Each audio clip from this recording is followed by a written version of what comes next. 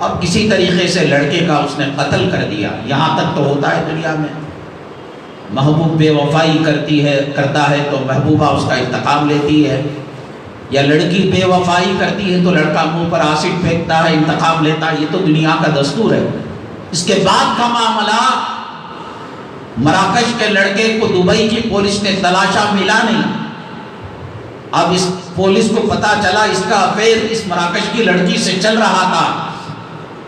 چنانچہ گھر کا معائنہ کیا گیا، گھر کو دیکھا گیا، کھنگالا گیا تو گھر کے اندر کوئی چیز نہیں ملی. تمام خون کے دھبے، تمام نشانیوں کو اس نے صاف کر دیا تھا. قیمہ بنانے کی ایک مشین رکھی ہوئی تھی. پولیس کو حیرت ہوئی کہ ایک لڑکی کے گھر میں قصائی کے دکان کی طرح بڑی مشین قیمہ بنانے کی کیوں رکھی ہوئی ہے. جب اس کی تلاشی لی تو اس کے اندر ایک دانت ملا انسان کا، اور جب اس کے معشوق اور اس کے عاشق کا ڈی این اے کرایا گیا تو وہ دانت اسی کا تھا. قاتل جتنی ہوشیاری کرے کوئی نہ کوئی علامت چھوڑ جاتا ہے. جب لڑکے کو گرفتار کیا تو پوچھا گیا، مکر میں آتی ہے یہ سیدھی سادی عورت جس کو شبنم سے تشبیہ دی جاتی ہے، گلاب کی پنکھڑیوں سے تشبیہ دی جاتی ہے، موتیوں سے تشبیہ دی جاتی ہے، چاند اور ستاروں کی چمک سے تشبیہ دی جاتی ہے، اس کے زلفوں کو رات کی گھٹاؤں سے تشبیہ دی جاتی ہے. یہ عورت جب مکر پر آتی ہے، فریب پر آتی ہے تو اس نے اقبال جرم کیا کہ اس کے پیسز ہم نے کیے اور اس میں قیمہ بنایا. چلو یہاں تک بھی صحیح ہے کہ اس نے بھڑاس نکال لی. اس کے بعد اس نے اس قیمے کی بریانی بنائی اور آس پاس کے گلی کوچوں کے اندر جو غیر ملکی لوگ تھے ان کو کہا کہ ہمارے گھر میں کوئی فنکشن تھا، ہم نے بریانی بنائی، ان لوگوں کو کھلا دیا. اس نے تباہی بربادی پر راستے پر آتی ہے، وہ کام کرتی ہے کہ شیطان بھی شرما جاتا ہے اور سدھرتی ہے. پیغمبروں کو جنم دیتی ہے، اولیاء کو جنم دیتی ہے، مجاہدوں کو جنم دیتی ہے، غازیوں کو جنم دیتی ہے. اسے تقوی کے راستے میں باندھ کر رکھو، دائرے میں. اس کی مکاری، فریب اور اس کی دھوکہ بازی کا شکار مت بنو. خود بھی تباہ ہوگی اور لوگوں کو تباہ کر دے گی، برباد کر دے گی. اپنے عاشق کو پانے کے لیے پیغمبر کا قتل اس نے کیا ہے. پچھلے پیغمبروں میں سے ایک پیغمبر کا قتل اس نے کیا ہے اور اس کی طرف سے پوری بستی تباہ ہو گئی، برباد ہو گئی.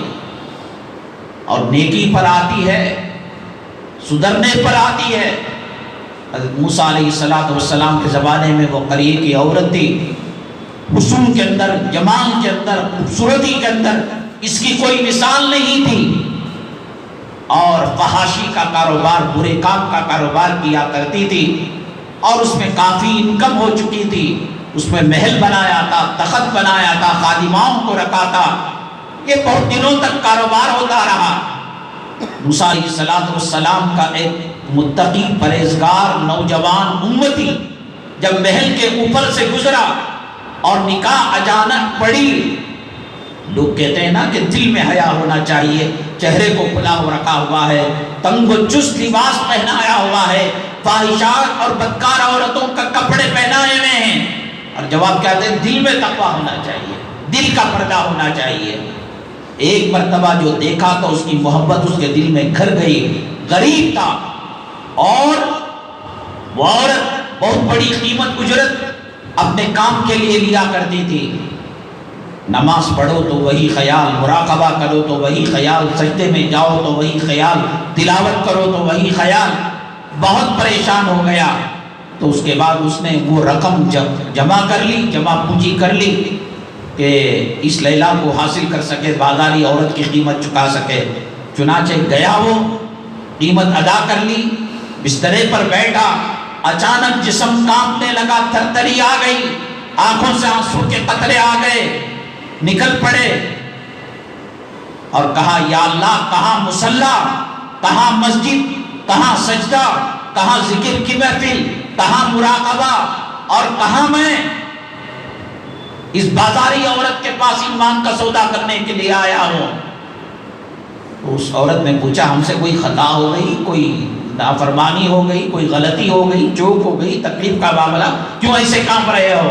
اس نے کہا اللہ کا ڈر میرے دل میں سمو گیا ہے، میں توبہ کرتا ہوں، یہ کہہ کر تیز قدموں کے ساتھ نکل گیا۔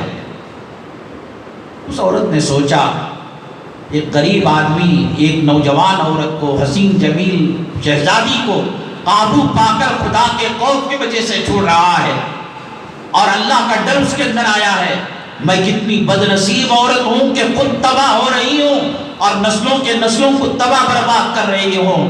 توبہ کرنا چاہا، حضرت موسیٰ علیہ السلام کے پاس پردے میں گئی اور جا کر حضرت موسیٰ علیہ السلام کو دیکھا ایک مجلس میں خطاب کر رہے ہیں اور واعظ و نصیحت کر رہے ہیں، تو ایک خادم کو کہا موسیٰ علیہ السلام سے کہو کہ میں آئی ہوں اور توبہ کرنا چاہتی ہوں۔ وہ گیا تو بات آدھی پہنچایا، آدھی پہنچا نہیں سکا، یہ تو کہا کہ وہ عورت آئی ہے، توبہ کرنا چاہتی ہے یہ لفظ کہنا بھول گیا۔ حضرت موسیٰ علیہ السلام بڑے پریشان ہوئے، ایک بدنام زمانہ، گندی عورت، فاحشہ عورت، بدکار عورت موسیٰ کے دربار میں، اسے کہو یہاں سے فوراً نکل جائے، وہ یہاں سے چلی جائے۔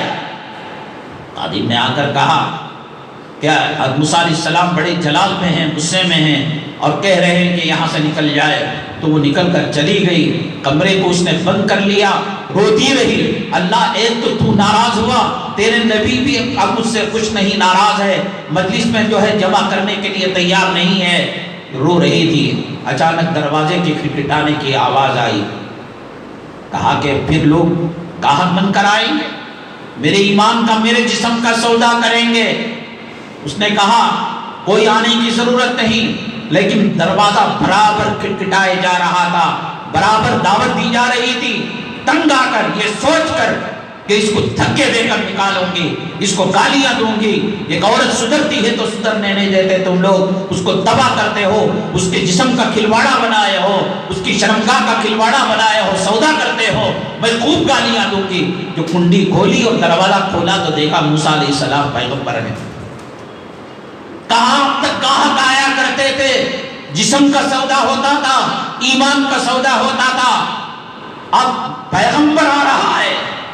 موسیٰ علیہ السلام کے آنکھوں میں آنسو آ گئے، فرمایا کہ بہن معاف کرنا، اللہ تبارک تعالیٰ نے یہ پیغام دے کر بھیجا ہے کہ میں نے تجھے دھتکار کر بھیج دیا، اللہ نے میری تنبیہ کی، میرے ساتھ معاملہ فرمایا۔ یہ اللہ نے کہا ایک بندی توبہ کرنا چاہتی تھی، جنت کے راستے پر چلنا چاہتی تھی، اے موسیٰ اس بندی اور میرے درمیان آپ آنے والے کون، اسے جا کر خوشخبری سنا دو کہ توبہ کی نیت سے جب قدم اس نے اٹھایا تھا وہ قدم گرا نہیں تھا کہ میں نے جنت کا پروانہ اس کو دے دیا۔ اللہ کے عذاب کو دیکھا ہے، اللہ کے قہر کو دیکھا ہے، قوم لوط کی بستی کو نہ دیکھا تو کوئی بات نہیں، قوم عاد کی بستی کو نہیں دیکھا تو کوئی بات نہیں، قوم سمود، قوم نوح کے